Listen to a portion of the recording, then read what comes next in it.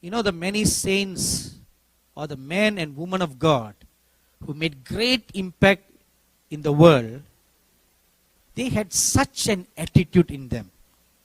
I'm not going to come out of that prayer closet until I have an encounter with you. One of the great prophets of God who got raised up in the US is William Branham. He had such a heart attitude. He told his wife, I'm going to seek God. Either I come out having met with him, or I will die in the jungle. And he told his wife, don't come and look for me. And after 3 days, he came home. When he stepped into the house, William Branham's wife looked at his face and she said, you have... So he asked her, how do you know?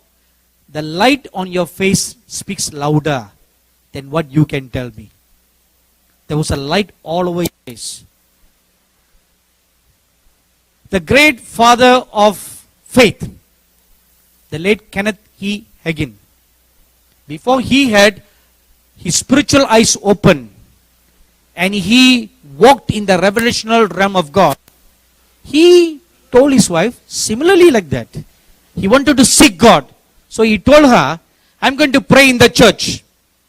Don't bother to come and look for me. Don't bother to come and call me for meals. If I need to come, I will know when to come. I'm going to seek God, and I will only come when I have met with him. And he was locked in the church for days, for whole hours. He never ate food. Day and night. He cried and he prayed and he waited on God until the Lord came and blessed him. See, you must have that attitude. Not just wishy-washy attitude. Or not just seek God when you are free. See, this is another problem with modern Christians today. You want to seek God when you are free. You will come to a conference like this when you are free on the weekends. You're not willing to pay the price. Several years ago, the Lord called me to conduct a youth camp meeting in India. And He specifically gave me the dates when the camp meeting should be done. And to my horror, it was a weekday. So I told the Lord, Lord, the dates that you gave me are weekdays. Who will come to the meeting? But the Lord specifically said, these are the dates. I want you to organize the meeting. So we announced the meeting. And initially, there were only about a few hundred registrations. Very small. Then, many people wrote me, say, why are you having a meeting on a weekday? If you have it on the weekends, we are free. We don't have work on that day, and we can all come freely. But if you have it on weekdays, we need to apply for vacation time. We need to apply for leaves. So please change those dates. I told them, please don't come. If you cannot pay a price, don't come. If you want a touch from God, it costs a price, you know. It costs a price. Before the prophet Moses was caught up to heaven, and he was there in God's presence for 40 days and 40 nights, he paid the price to be all alone on Mount Sinai for 6 long days and 6 long nights. It was only on the 7th day that God spoke with him.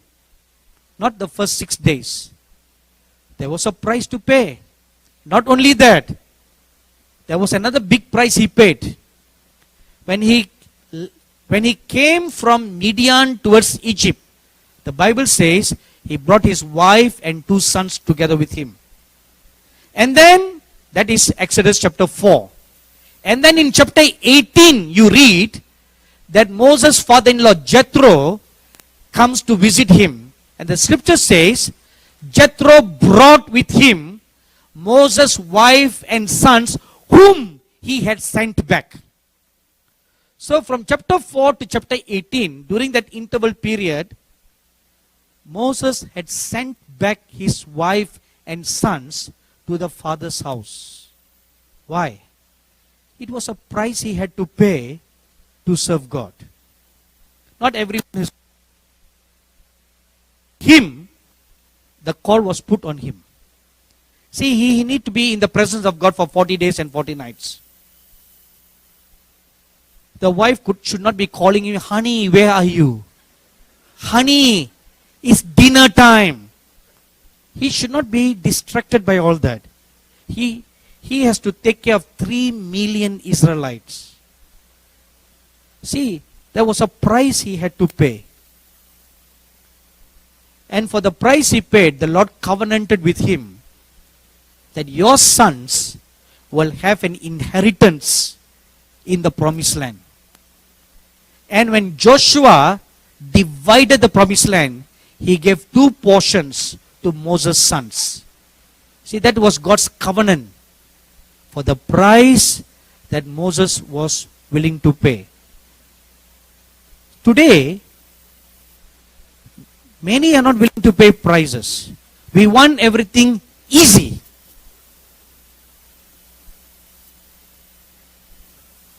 Because of technology today, most people don't want to come to a conference. They'll sit in the comfort and watch on YouTube. Watch on live telecasts. Which is okay if you're far away somewhere. But if you live in Gettysburg and you don't drive to come here,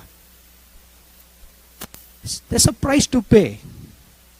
Price to pay. Have you heard of this proverb that says, the early bird catches the worm? See, the bird has to go out early in the morning to catch the worm, while all other birds are sleeping very comfortably under fleece blankets.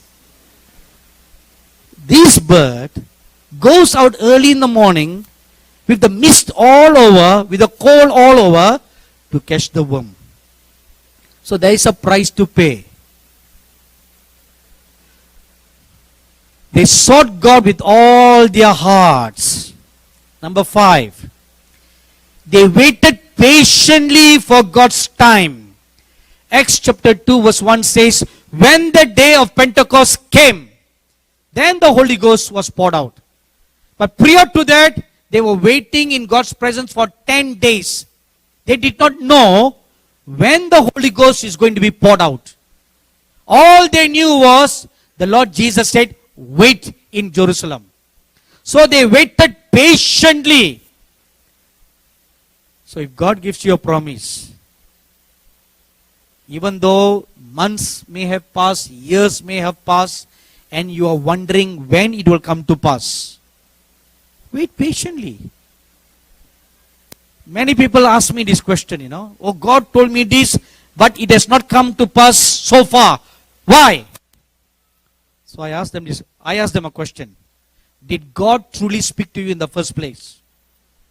Many of them say yes. If God truly speaks to you, then wait. How long? Very soon. How soon? So I tell them, according to biblical times, soon can mean 2,000 years. Because the Lord Jesus said, I'm coming soon. And 2,000 years have passed by, He still hasn't come back yet. So that's where I got the figure, soon can mean 2,000 years. Listen, everybody. God is God. You are flesh. You are the clay. The They cannot tell the potter how the clay should be made. The potter has a design. The master has a time when to come or when to fulfill certain things in your life. Don't hurry. Don't rush him. The reason why it's getting prolonged or delayed in your life is because you are not ready. Simple reason. Simple answer. You are not ready. If you were ready, then he would have given you. Let me give you a simple illustration from nature. It takes about 10 months to be fully formed in the mother's womb. And we know that some babies are prematurely born at 7 months, at 6 months, at 8 months.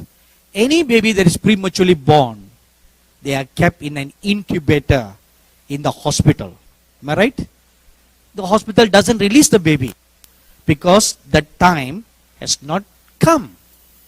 When the time comes, it will be given. So, if God truly speaks to you, it's not your own flesh, it's not your own imagination, that you know beyond all shadow of doubt that truly the Lord God of Israel has spoken to you, then wait. The maker knows when to bring the product out. Number 6, they prayed earnestly, seeking God's promise. Acts chapter 1, verse 4 to 5 and verse 8. The Lord Jesus said, wait for the promise of the Father. So they prayed, Lord, send the promise of the Father. Send the promise of the Father. They prayed the promise. So you should pray the promise. Don't just sit wishy-washing when things will come to pass.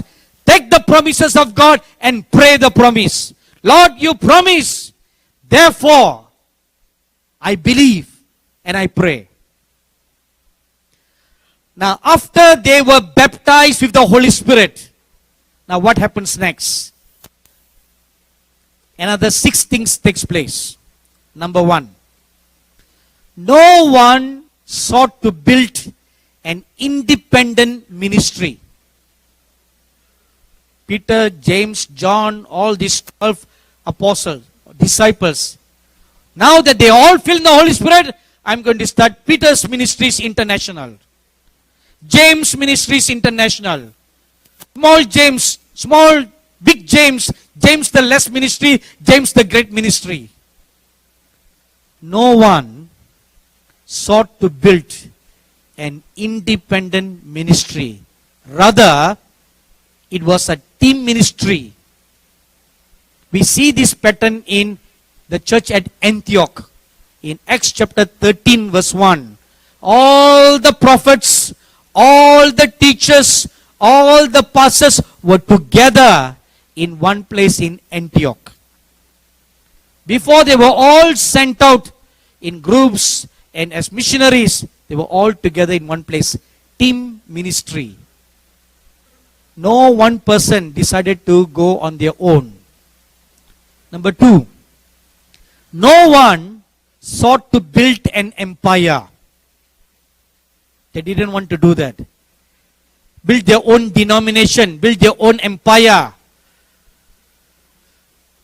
Have you heard of this kind of a marketing in the world called multi-level marketing? Okay, you are familiar with that term, right? Now, I introduce you to another new term. MLMM. MLM is multi-level marketing. But I introduce today to you MLMM. What is MLMM? Multi-level marketing ministries. Don't laugh. It's happening. Multi-level marketing ministry. They seek different ways to market themselves. Nobody. You hire marketing companies, brand companies to market you, inflate you when you are nobody to make you look like somebody. Every day I get many resumes from many people who want to work in our ministry.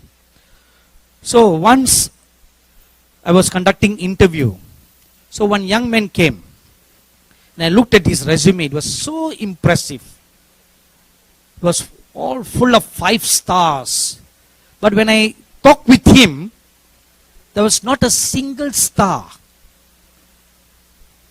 So I asked him, how is it that what is written in your resume is not what I see in person?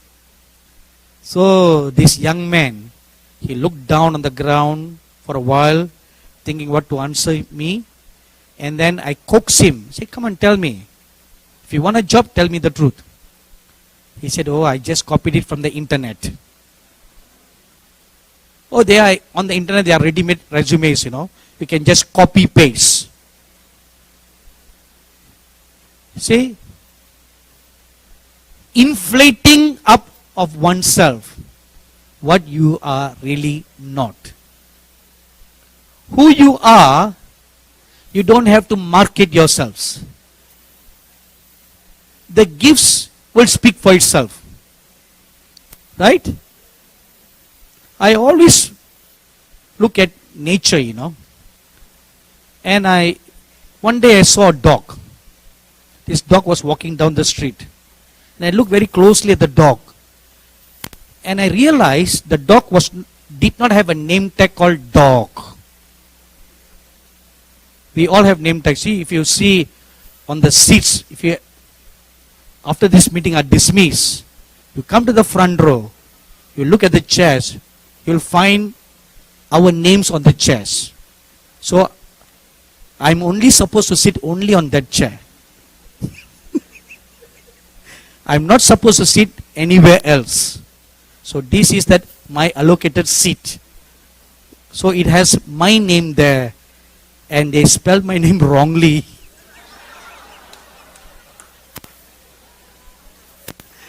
It's okay.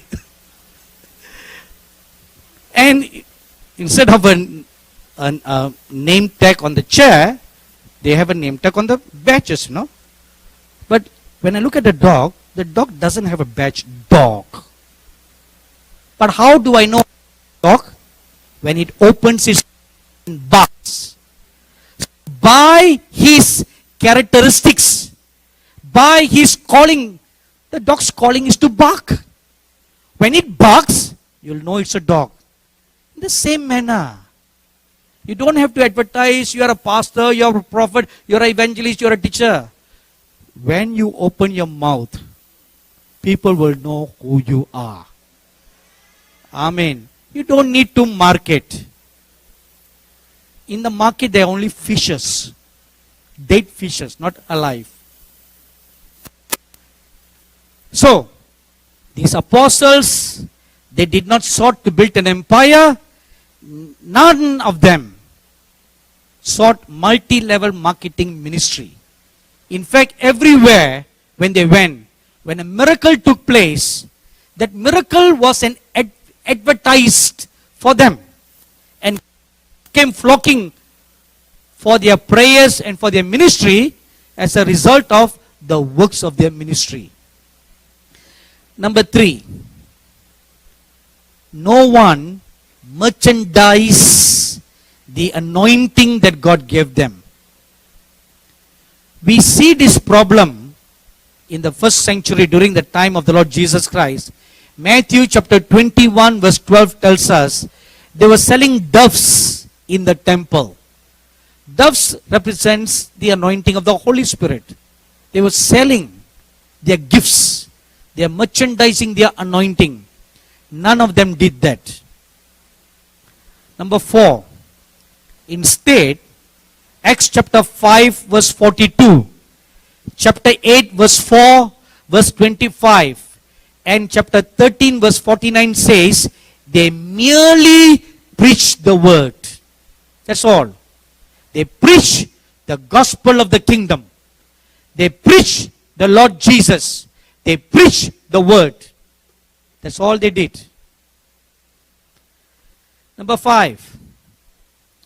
They did not cash on their ministry, which means they did not turn their ministry into a business venture, money-making venture. Rather, they trusted God for their support, which was a command the Lord Jesus had given to them in Matthew chapter 10, verses 9 to 10. The Lord said, to whichever village you go, stay in the house of a prominent person and they will feed you. Because a laborer is worthy of his labor. You don't set a fee. You're speaking fee. I was once invited by a church in Tulsa, Oklahoma. So they sent me their letter. They said, we would like to invite you to come and speak at our church conference for 3 days, and you will speak 3 sessions, and we will pay you $15 or $750 for each session. So I looked at the letter and I replied to the pastor, Pastor, I am not for sale. There are others who are for sale. You can invite them. Period.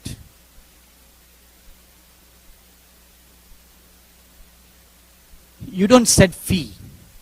You're not a politician like Obama, no?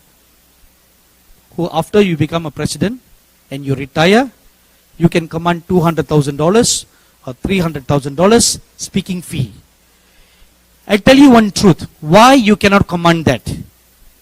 The reason is because, let's say, a politician like the ex-presidents of the US.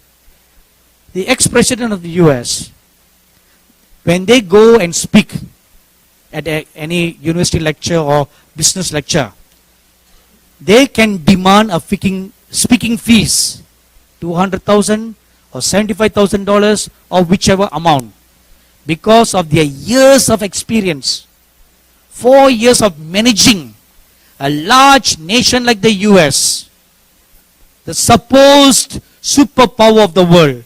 Not only one nation, but you have to deal with all the foreign affairs of the nations around the world. So you gain a ton of experience. Your knowledge increases. But a minister of God, you are not speaking your own words. You are speaking under the inspiration of the Holy Spirit.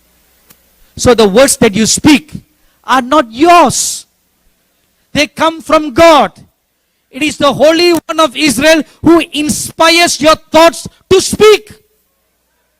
It is He who brings all the scriptures to your mind so that you can quote them from Genesis to Revelation. It is He who gives you the names of the people when you begin to pray. It is He who gives you words of knowledge, words of wisdom. It is He who releases His gifts to work through you. So when you are just a conduit for the glory of God to pass through, how can you name a price? You cannot name a price. Because the words that you speak are not your words. So therefore, a man of God, a woman of God have no right to claim a fee. That does not mean that pastors can say, okay, since you did not speak on your own, no money, no offering for you.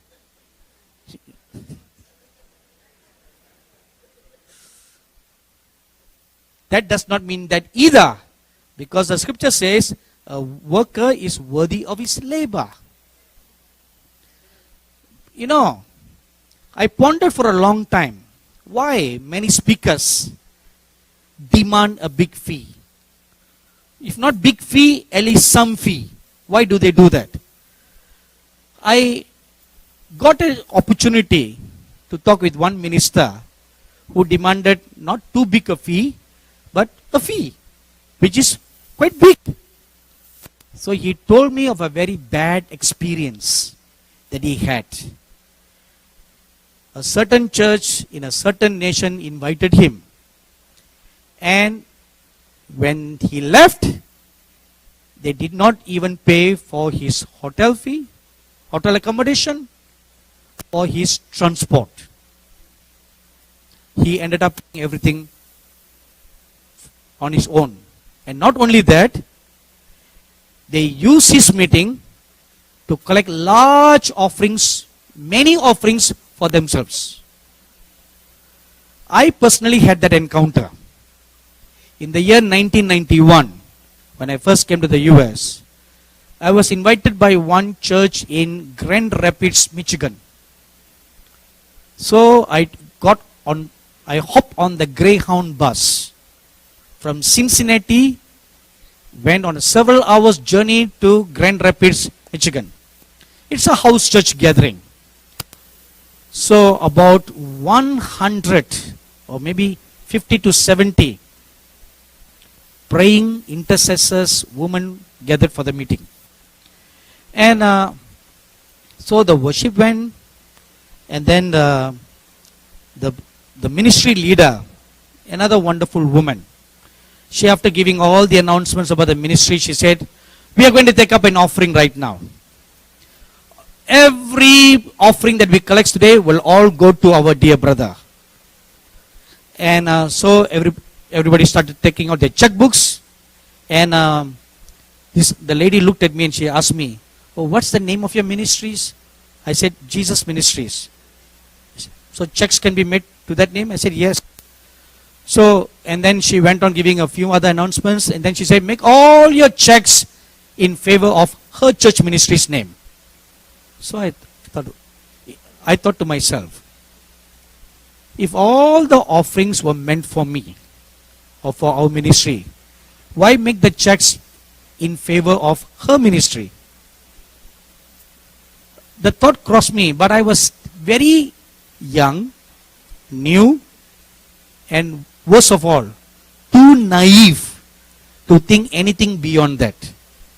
My goal was, I'm there to preach the word.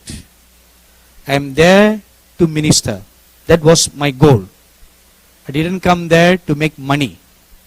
I didn't come all the way from India to raise tons of money from the US to build myself a large house. Till today, I don't have that motive.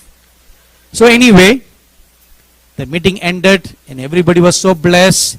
And then after the meeting, everybody queue for individual prayers. All that ended. And I was a guest in their house. And the following morning, at about 8 o'clock, I was going to, she and her husband were going to drive me to the Greyhound bus station for me to take the Greyhound and go back to Cincinnati. So this lady came to see me early in the morning. She handed me an envelope. She said, brother, this is all the offering we collected last night for you. So she gave me. So I kept it in my bag and I didn't open it.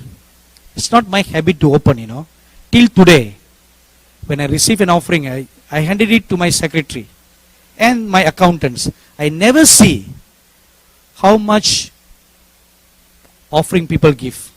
I never do that. And so when I gave, but it's a curiosity just got on me.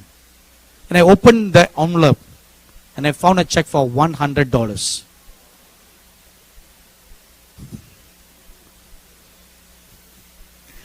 Immediately I understood the mystery of why she said the previous night, make all your checks in favor of her ministry's name. Finally, I understood why she kept on emphasizing that over and over again. Most Americans I know, they are very, very generous people. Very generous. So you do the math. If there are 50 to 70 people, they could not have given $100. Am I right? They could never have. But that was what I was given. So, experiences like this make these ministers of God then take the other drastic thing of setting a fee so that they don't suffer any loss. You don't go that extreme and you don't go on this extreme. A worker is always worthy of his labor. And I believe beyond all shadow of doubt that even when you are defrauded, God is able to make more to abound for you in other ways. Amen. So, in my life, I'm constantly facing this rip-off. And till today, I've never opened my mouth and spoken to anybody why they did that. The most hilarious rip-off was in Brazil. My favorite country, you know.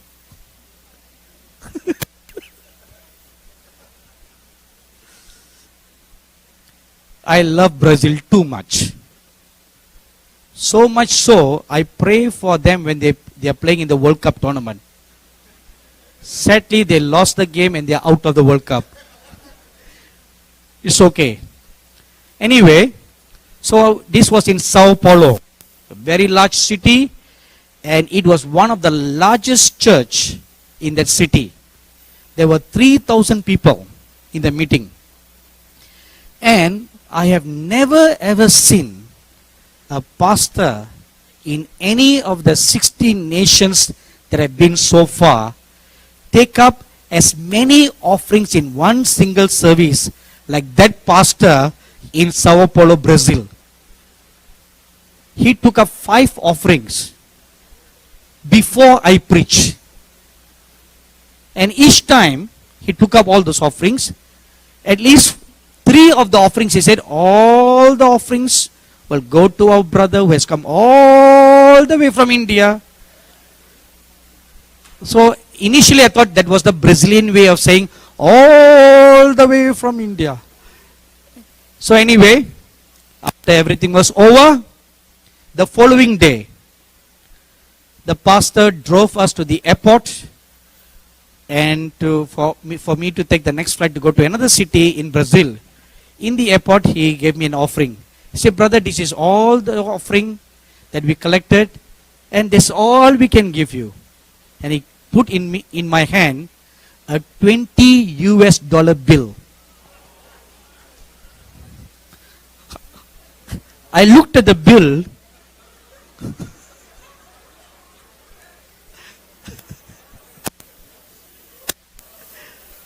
I was too shocked beyond the word shock.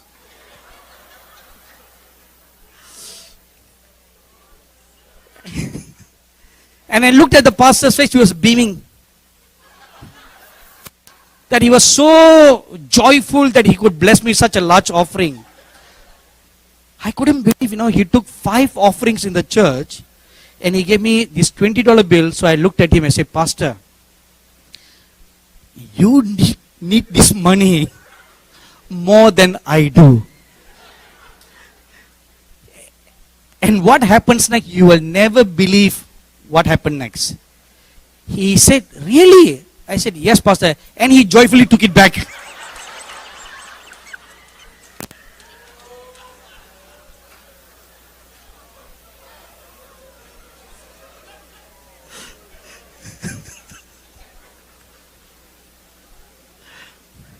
God is my witness, Scout's honor.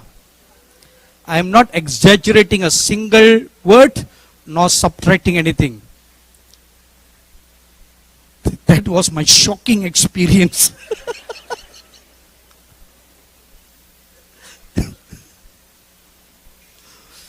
Giving the $20 bill was not shocking, no? The shock was when he took it back.